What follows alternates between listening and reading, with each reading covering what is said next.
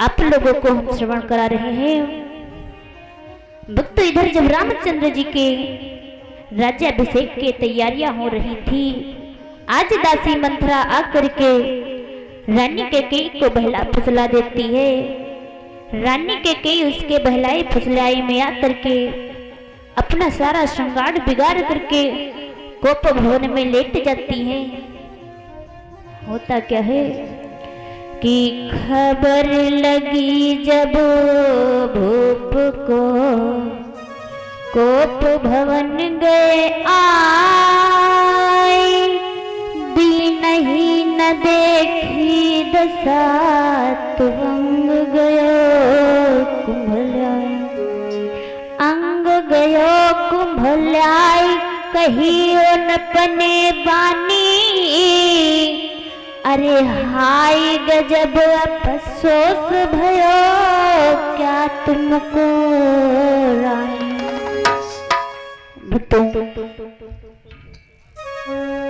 आज जब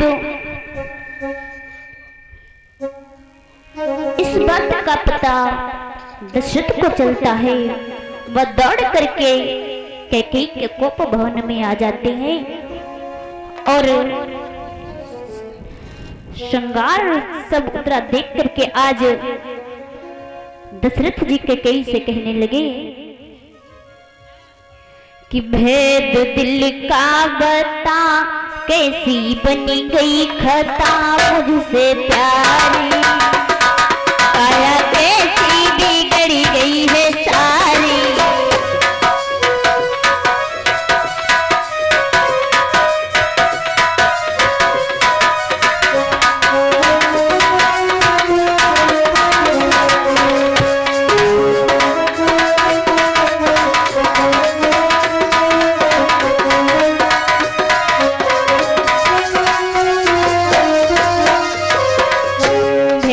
दिल का बता, कैसी बनी गई खता हमसे प्यारी, काया कैसी बिगड़ी गई है सारी।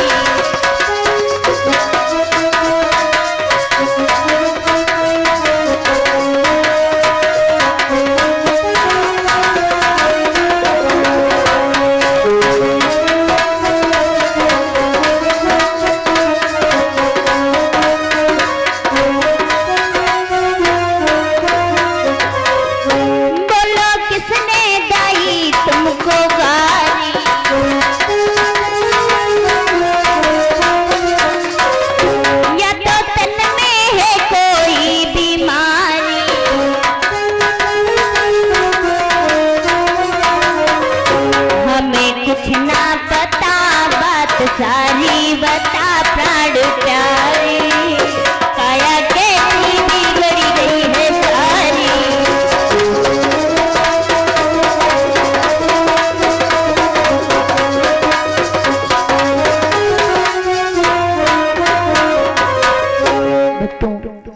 आज दशरथ जी रानी कैकेयी से पूछने लगे, आखिर क्या बात है, आप इस तरह से सारा श्रृंगार बिगाड़ करके कोप भवन में क्यों लेटी हुई हो? बोलो, किसी ने तुमको कुछ कहा या फिर तुम बीमार हो? आज रानी कैकेयी कहने लगी कि उस दिन की बात याद करो जिस समय युद्ध में आपके रथ का पहिया टूट गया था, हमने आपकी सहायता की थी, तो आपने कहा था रानी कोई वरदान मांग लो, और बोली है कि मेरे दो वरदान पिया, बहुत दिनों पहले थे मेरे।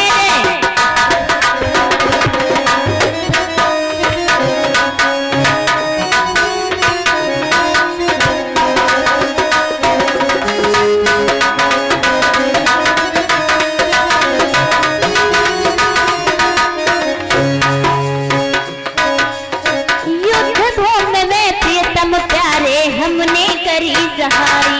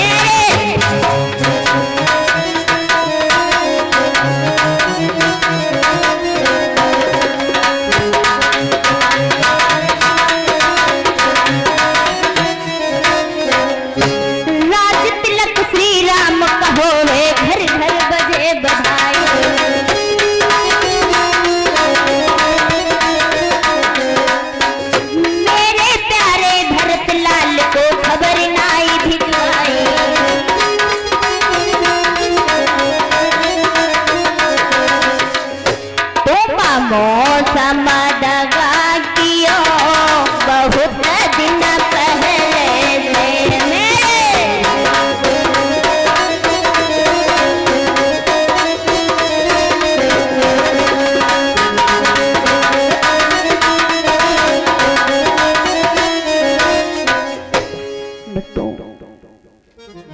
आज के कई कहने लगी,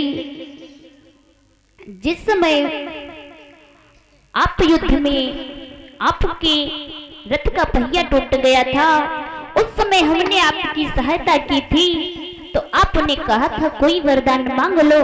आज उनको भुला गए हो आप। तो दशरथ ने जवाब दिया है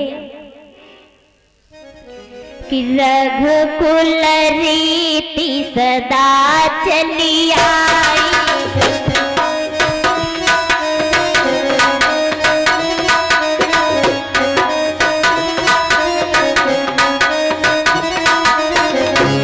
रघुकुल रीति सदा चली आई, प्राण जाई पर बचन न जाई।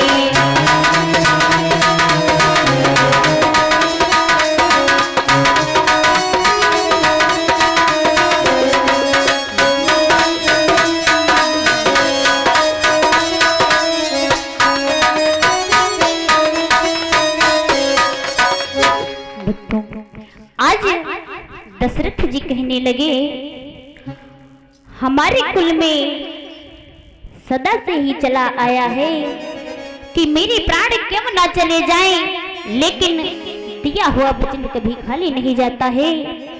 आपको जो मांगना हो मांग लो। आज रानी कैकेयी वरदान मांगती है कि जनु धरी लई है निठुराई, वर मांगई पिया से, हाय हाय रे वर मांगई पिया से।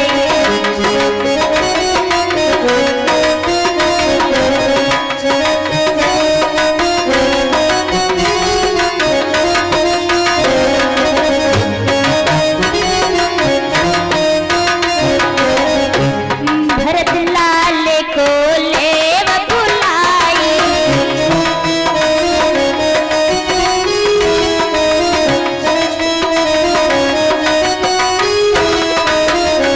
राज तिलक देवो करवाई,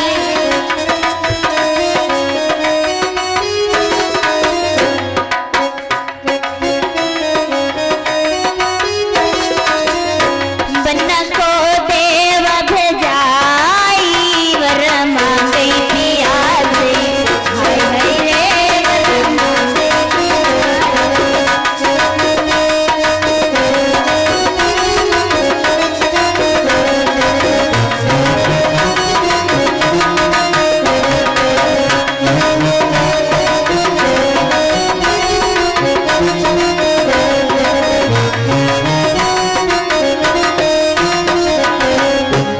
और दूसरा वचन क्या मांगती है कि तापस भेष बीते घी उतारी,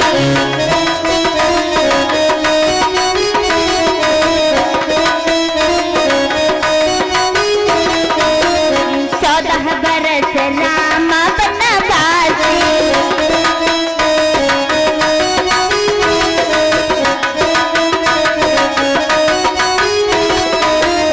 हाय ऐसे बचनिया मांगी, वर मांगई पिया से, हाय हाय रे वर मांगई पिया से।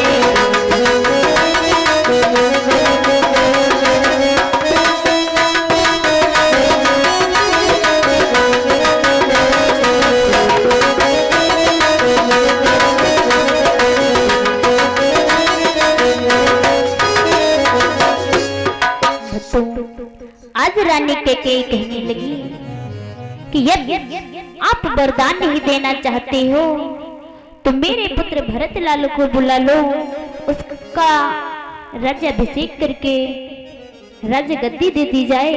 और दूसरा वरदान मेरा ये है कि रामचंद्र को 14 वर्षों का वनवास होना चाहिए, वो भी तपस्वी के भेष में। और कहने लगी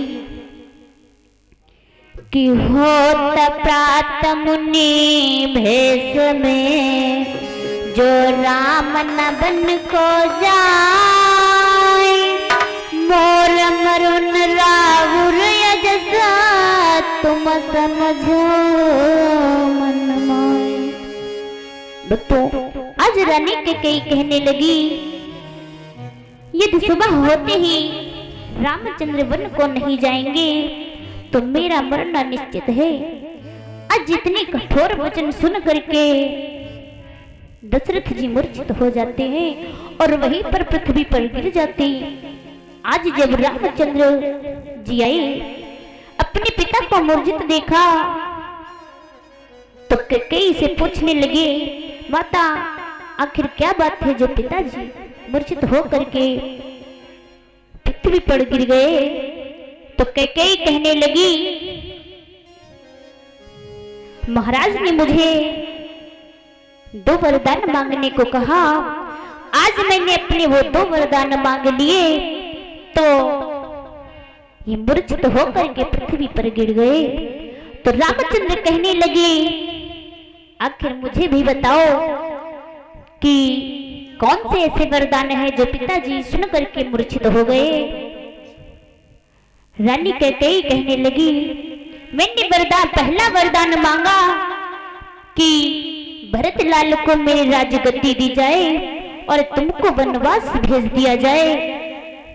इसीलिए तुम्हारे पिता इतनी बात को सुन करके मूर्छित होकर के पृथ्वी पर गिर गए। आज रामचंद्र कहने लगी, मैया बस इतनी सी बात पर आप मुझसे कह देती, मैं अपने छोटे भैया को राज्यपाट सब दे देता, मुझको इसकी कोई जरूरत नहीं है। और रामचंद्र जी बन जाने की तैयारियां करने लगे।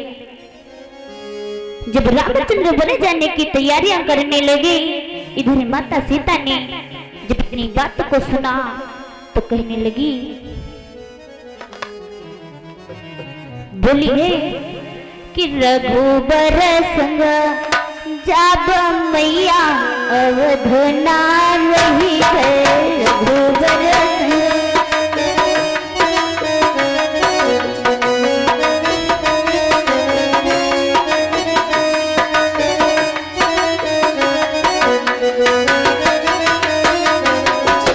रघुबर संग जब मैया अवध ना रही है।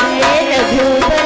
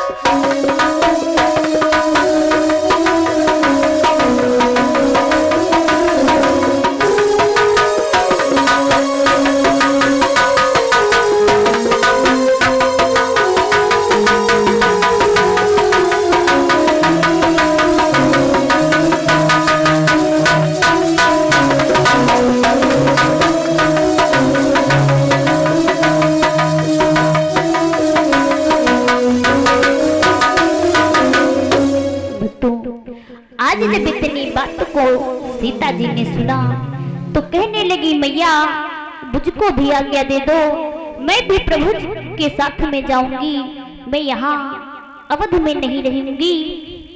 आज माता सीता भी जंगल को जाने के लिए तैयार हो गई। इधर भैया लक्ष्मण ने सुना, वो भी जंगल जाने के लिए वन को जाने के लिए तैयार हो गए। आज तीनों प्राणी सुबह होते ही वन को जाने के लिए प्रस्थान करते हैं। मंत्री सुमंत्री के रथ पर जैसे ही तीनों सवार होते हैं, आज महाराज दशरथ जी कहने लगे कि जरा देर ठहरो राम, जरा देर ठहरो राम, तमन्ना यही है, अभी हमने जी भर के देखा नहीं।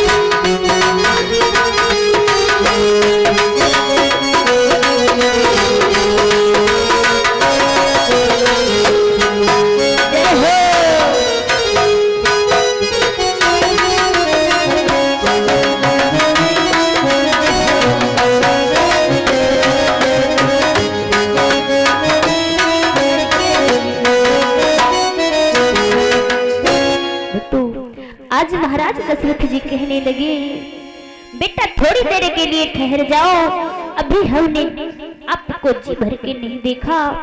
आज दशरथ जी पीछे रोते हुए गिरते फिरते चल रहे हैं और मंत्री सुमंत्र रथ को लेकर के चल देता है। आज मंत्री सुमंत्र, रामचंद्र और भैया लक्ष्मण, माता सीता, तीनों लोग वन को पहुंच जाते हैं। श्रृंगबेरपुर में रात्रि व्यतीत करने के बाद जब सुबह हुई तो प्रभु मंत्री सुमंत्र को वापस अयोध्या को भेज दिया। इधर भैया रघुवर, लक्ष्मण और मां सीता तीनों लोग गंगा के किनारे पहुंचे। आज केवट को आवाज लगाई, भैया केवट अपनी नाव को इधर को ले आओ, मुझको गंगा के पार जाना है। आज केवट को राघव जी आवाज लगाते हैं, भैया किस प्रकार से कि सुन केवट मेरे भैया इधर ला नैया, हमें बन जाना है।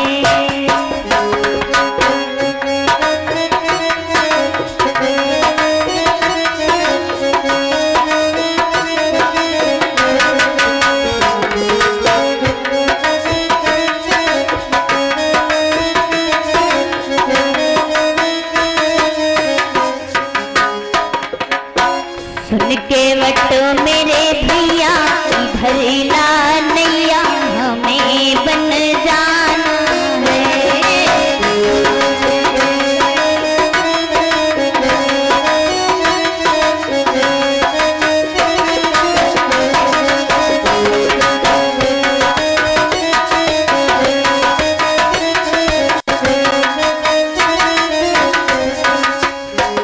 आज प्रभु राम केवट से कहते हैं, भैया अपनी नाव को इधर को ले आओ, मुझको गंगा से पार कर दो, मुझे गंगा से पार जाना है। और बोले कि आज्ञा मानी मातु बन आए,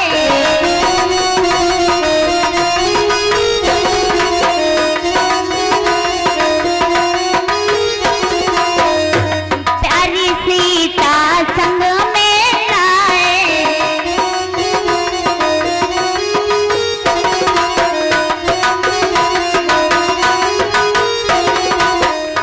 संग में लक्ष्मण भैया इधर ला नैया हमें बन जाना है, बड़ी गोरी हमें बन जाना।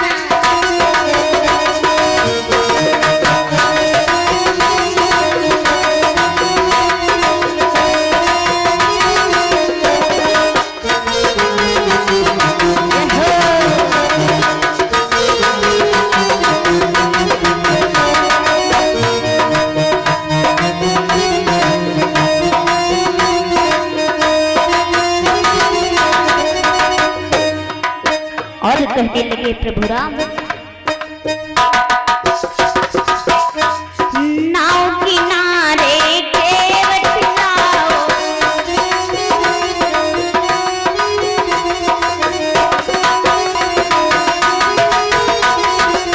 हमको गंगा पार लगाओ,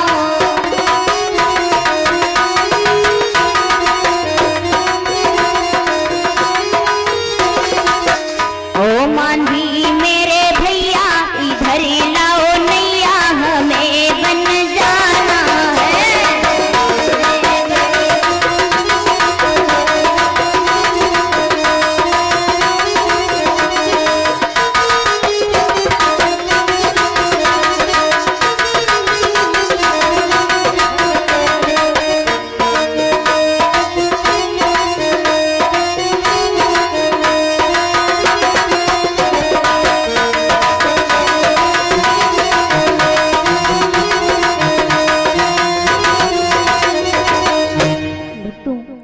आज गंगा के किनारे पहुंच करके राघव ने केवट से कहा, भैया अपनी नाव को किनारे ले आओ, हमको गंगा से पार कर दो, मुझको बहुत दूर जाना है।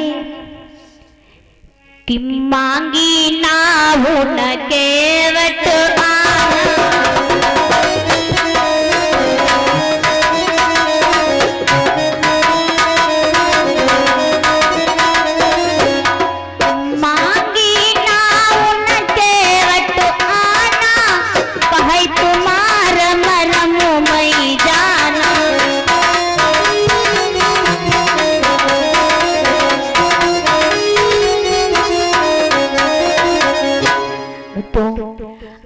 ज्ञान दृष्टि से उसने भगवान को पहचान लिया,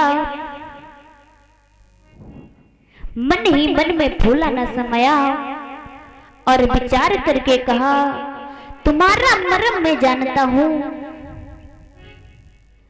आज इस चौपाई के दो अर्थ आते हैं, यानी मांगी नाव ना केवट आना, अर्थात भगवान श्री राम ने नाव को नहीं मांगा, केवट स्वयं लेकर के आया। और दूसरा अर्थ ये आता है कि मांगी नाव, यानी कि भगवान श्री राम ने नाव को मांगा, न केवट आना, लेकिन केवट लेकर के नहीं आया। आज जब इतनी बात को उसने कहा कि मैं आपका मर्म जानता हूं, तो राघव जी कहने लगे, आप किस मर्म की बात कर रहे हो, मैंने कुछ समझा नहीं। रामचंद्र कहने लगे, जिस मैया ने मुझको दूध पिलाया है और जिस पिता ने मुझको गोदी में खिलाया, आज तक वो मेरा मर्म नहीं जान पाई, आप किस मर्म की बात कर रहे हो? तो केवट ने जवाब दिया है कि जिस समय आप क्षीर सिंधु में निवास करते थे, भगवान से शेष की सैया पर विश्राम करते थे। उस समय में केवट था, उस समय में कछुआ था, आपके चरणों को स्पर्श करना चाहता था, लेकिन जब पैरों की तरफ जाता था तो शेषनाग फुसकार मार देते थे, मैं दूर हट जाता था। जब सर की तरफ जाता तो माता सीता मुझको उठा करके फेंक देती थी। उस समय जो विष्णु जी थे वो आज श्री रामचंद्र के रूप में अवतारे हैं, और जो शेषनाग जी थे ये लक्ष्मण अवतारी हैं, और लक्ष्मी जी आज सीता अवतारी है। जो कछुआ था वो आज केवट है। और आज जब उसने जवाब दिया, दूसरा मर्म ये है प्रभु कि एक दिन जंगल में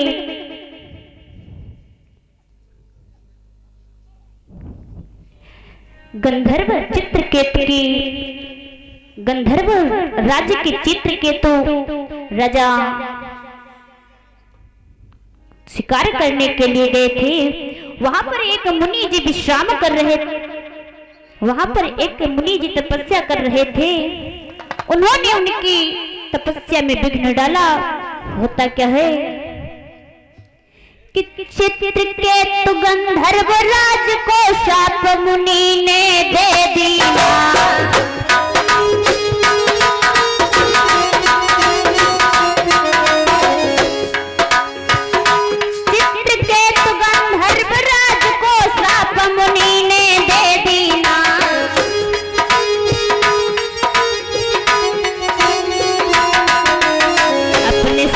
के बलबूते गंधर्व को वृक्ष बना दीना।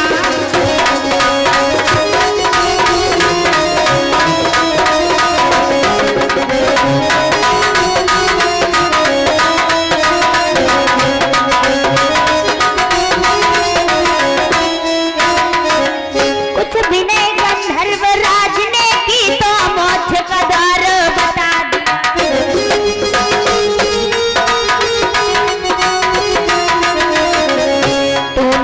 बनेगा केवट की उद्धार, इसी विधि बता दिया।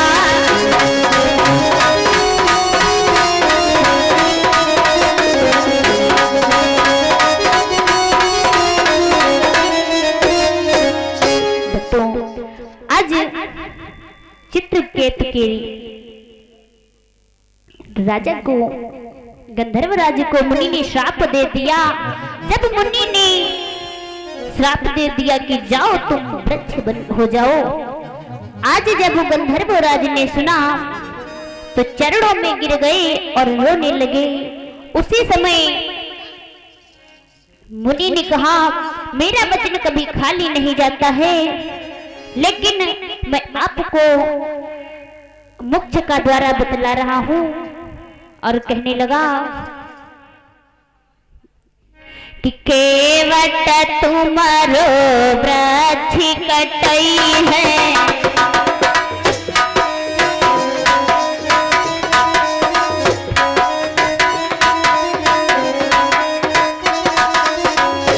केवट तुम्हारो वृक्ष कटई है,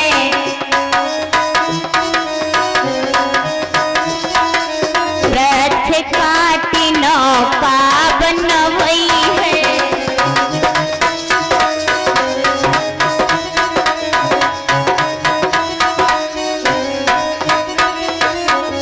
सोई डालई गंगा की धारा,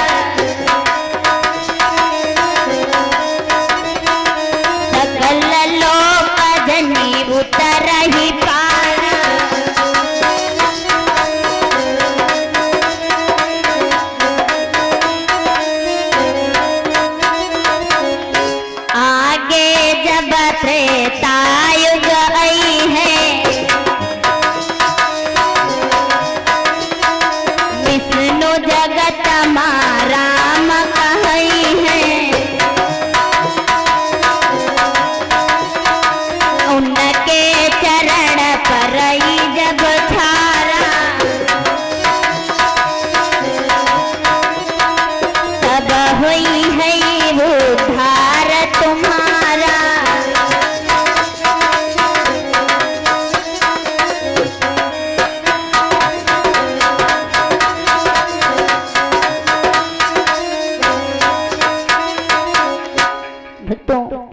आज मुनि ने बतलाया है कि केवट आपके वृक्ष को कटवाएगा, उसी के नाम बनवाएगा और सारे संसार के लोग उसी के द्वारा गंगा से पार होंगे।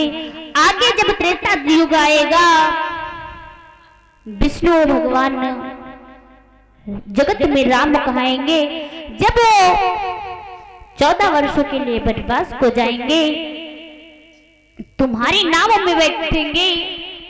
जब उनके चरणों का स्पर्श होगा तब तुम्हारा उद्धार होगा। भक्तों,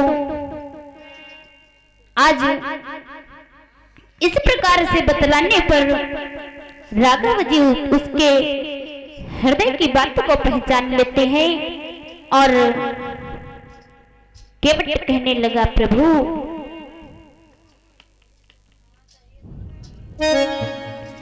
कि सुज्ञानी हो, सुज्ञानी, हाँ सुज्ञानी की सुज्ञानी दैया हम जानी या तुम जानी।